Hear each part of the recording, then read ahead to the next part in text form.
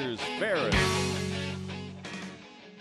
Your weekly discussion of current events and politics, where you, the listener, are invited to call in and give your opinions. We'd like to announce that when we go off today, War Eagles football comes on at noon if you're listening to 1520, so please stay tuned and listen to that.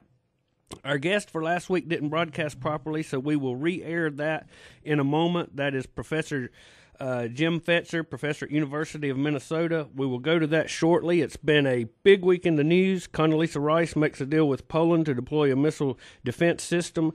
National Institute of Standards and Technology give their much-awaited report on World Trade Center 7. And Obama picks his VP, Biden.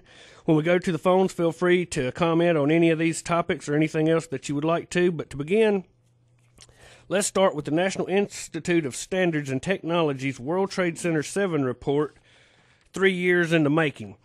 Now, so everyone is clear, World Trade Center 7 is not the big 110-foot towers. That was Tower 1 and 2. 7 is a 47-story structure hit only by debris that fell completely in its footprint in 8 seconds at 5:20. It got very little reporting by the mainstream media on 9/11 or since then. This building's total collapse in 8 seconds. If you had been standing on the roof of the building and dropped an egg, your feet and the egg would have hit the ground at almost the exact same time. This is why I strongly question the government's version of this event. We will discuss this and leave it up to you to investigate and judge for yourself. NIST claims new phenomenon occurred for the first time ever in the collapse of World Trade Center 7, yet fails to address why Ground Zero workers and media outlets had prior knowledge of an extraordinary event never before observed an hour in advance, plus a myriad of other ignored issues.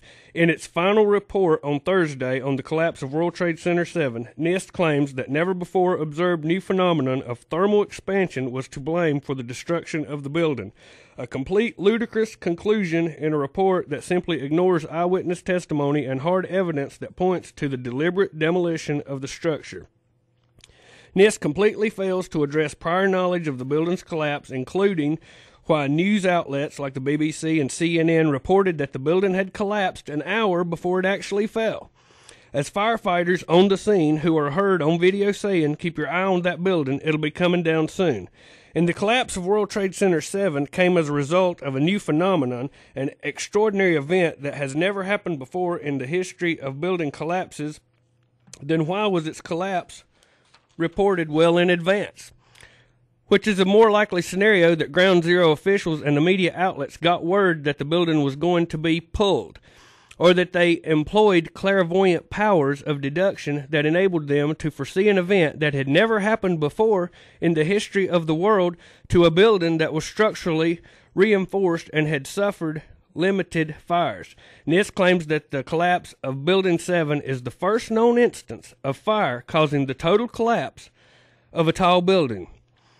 We are actually being asked to believe the impossible, that World Trade Center 7 was the only building in the history of the world to have suffered a complete and almost instantaneous collapse from fire damage alone, despite this being an impossibility if one accepts the basic laws of physics as accurate. And I want to read what some research experts in the field had to say on the World Trade Center 7 collapse. Kamal Obeid, structural engineer with a master's degree in engineering from UC Berkeley of Fremont, California, says, and I quote, "Photos of the steel, evidence about how the building collapsed, the unexplainable collapse of World Trade Center 7, evidence of thermite in the debris, as well as several other red flags, are quite troubling indications of well-planned and controlled demolition." Ronald Brookman, structural engineer with a master's degree in engineering from UC Davis of Novato, California. And I quote, "Why would all 47 stories of World Trade Center 7 fall straight down to the ground in about 7 seconds? It was not struck by any aircraft or engulfed in fire. An independent investigation is justified for all 3 collapses, including the surviving steel samples and the composition of the dust." Graham Johnson Inman, structural engineer of London, England. I quote, "World Trade Center 7 building could not have collapsed as a result of internal fires and external debris. No plane hit this building. This is the only case of a steel frame building collapsing through fire in the history of the world.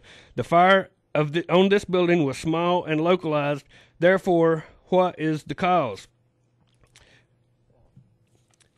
I would like to report a little bit of what happened during the National Institute of Standards and Technology report on Thursday, and it was given by Dr. Cheyenne Sunder. He said the fire was fueled by office furnishings. No explosives were used. Sprinklers could have prevented it, but did not work all day that day.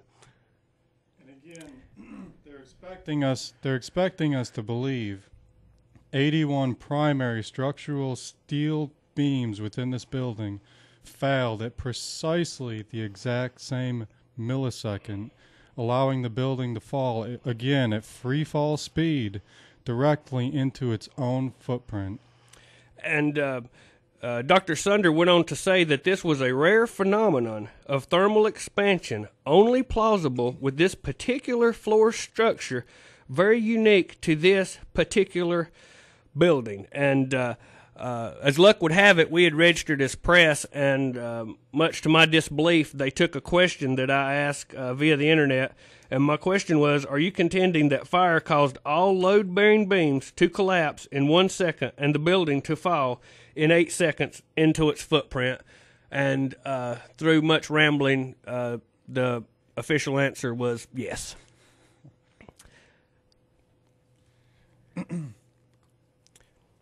We have an audio clip here we would like to play for you. This is from an interview with Larry Silverstein, who is the leaseholder for the World Trade Center complex, in which during the interview he says that he decided that afternoon, on the afternoon of 9/11, to pull World Trade Center 7.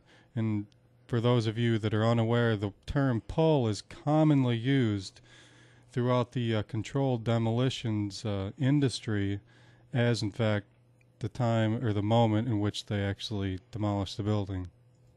I remember getting a call from the fire department commander telling me that they were not sure they were going to be able to contain the fire. I said, you know, we've had such terrible loss of life. Maybe the smartest thing to do is pull it. And they made that decision to pull, and then we watched the building collapse.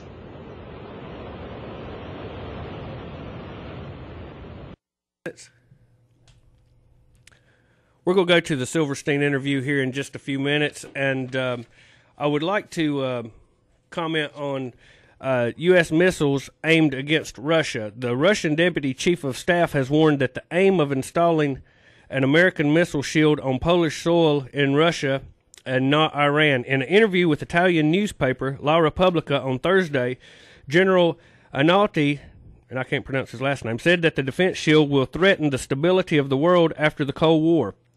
On Wednesday, Warsaw and Washington signed a deal to deploy the U.S. missile shield in Poland in the face of deep anger and threats of retaliation from Moscow. The general noted that Washington is trying to show that the deal is a way to defend the U.S. and Europe from a hypothetical threat of long-range missiles from Iran. But the main goal of the shield, as admitted, U.S. Secretary of State Condoleezza Rice, is keeping the EU against Russia. In Warsaw, Rice dismissed criticism from Russian leaders who said Poland's hosting the U.S. interceptor missiles just 115 miles from Russia's westmost opens the country up to attack. And